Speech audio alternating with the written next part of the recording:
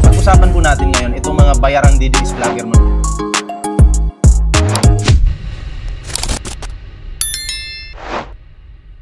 Eto about naman ito kay Escudero na mukhang makakatanggap na ng warrant ngayong Disyembre. Pag-usapan natin ang inyong keso. Pa-mention po ng real alias ko, Tuto. Shoutout kay Tuto. Ayan kay Tuto, shoutout sa'yo.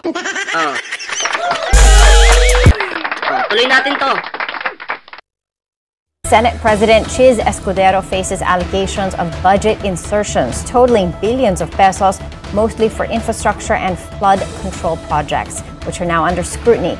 The issue comes as the government struggles to fund priority programs amid a tight fiscal space. We have this report from Dexter Ganibe. Flooding is everywhere. Chiz Escudero, kung mapapanood mo sana yung mga balitang ito, ito mga ganyang balita, hindi ka naawa. Yung may nakabike. May mga nagko-commute. Papasok ka sa trabaho yan. Diba? Pero ang binubusog mo yung mga tropa mo. Diba? Mga tropa mo. Sila yung binubusog mo. Bilyon-bilyon yung napupunta sa kanila. Binibigyan ng mga proyekto. Diba? Siyempre, pag may proyekto, may ganun. May pera.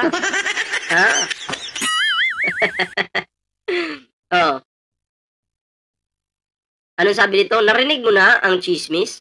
Ibang anti-Duterte's vlogging inilista na para sa 2028. Baka isa ka. Hindi. Ito lang, papakita ko lang to sa inyo. Alam niyo sino yung nakalista? Ito yung nakalista. Ito yung nakalista wait lang. Papakita ko sa inyo yung nakalista. Para ano tayo dito.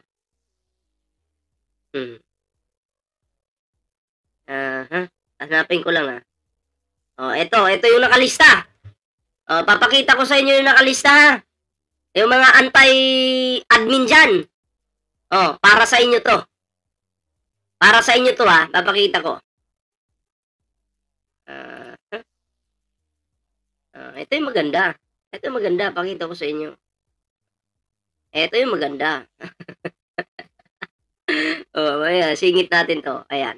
Ayan PNP ICE Sabina versus social media user over anti-Marcos post.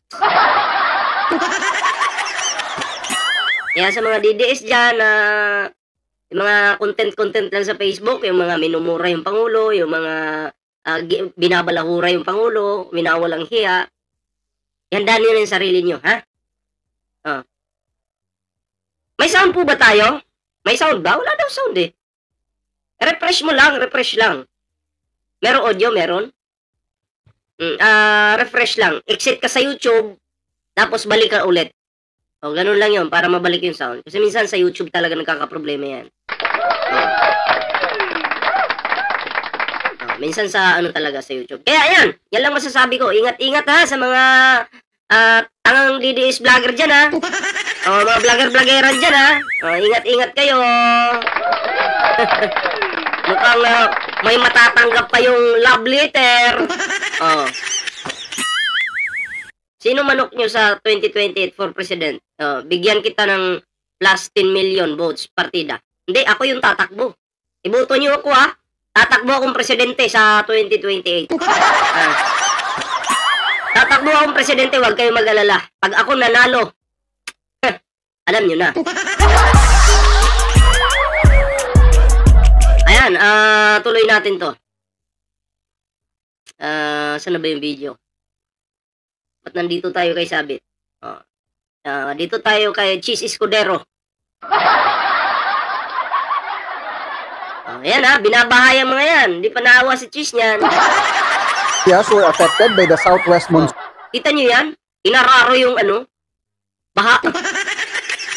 Soon, but there are some by insertions. The 2025 General Appropriations Act is allegedly flooded. Escudero allegedly inserted 142 billion in 2025 budget. Kaya nga ngayon, isa si Chis Escudero sa nasampahan ng kaso dahil dito sa insertions na to, 'di ba? Added with insertions. Documents obtained by Politico.com show a big chunk of the insertions went to alleged bogus flood control and infra projects. When it rains, it pours. And just like torrential rains, a staggering 142.7 billion pesos Siksik sa ham and cheese.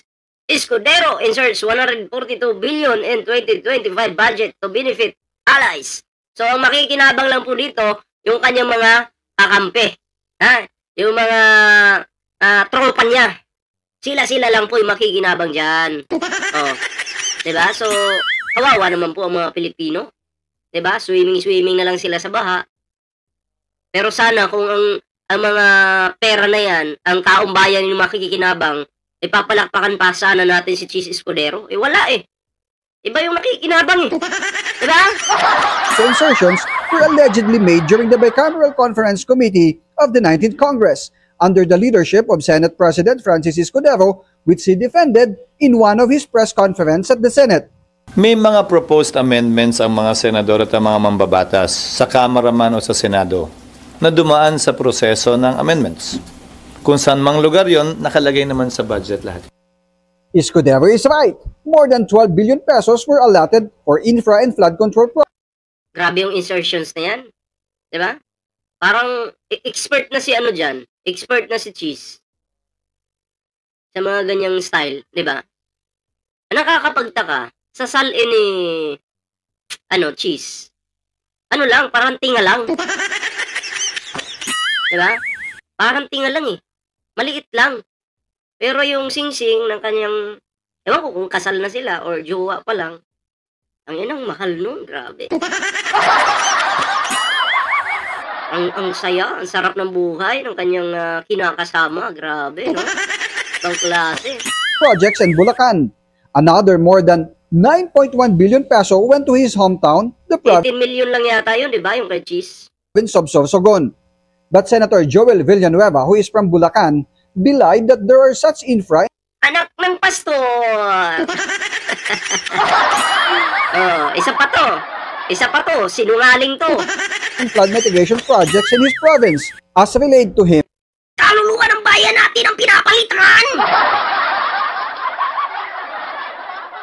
Kaya ko bang aktingin yun? Mr. President! Kaluluwa ng bayan natin ang pinapalitan! Grabe yung aktingan! Ay na! Grabe, sagutin natin to. Sa chismis na ginawa ni Arami, si Risa Ontiveros daw ang manok nyo at si Trillanes. At si Sara Dutae ay hindi nyo ibubuto.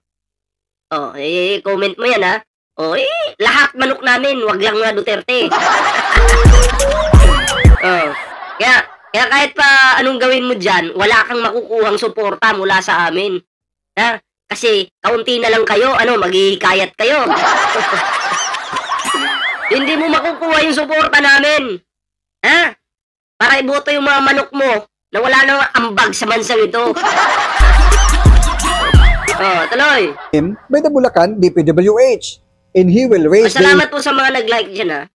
issue during the budget deliberations in the coming months. If Bulacan didn't have the projects specified at the 2025 GAA, the question now is, where did the budget go?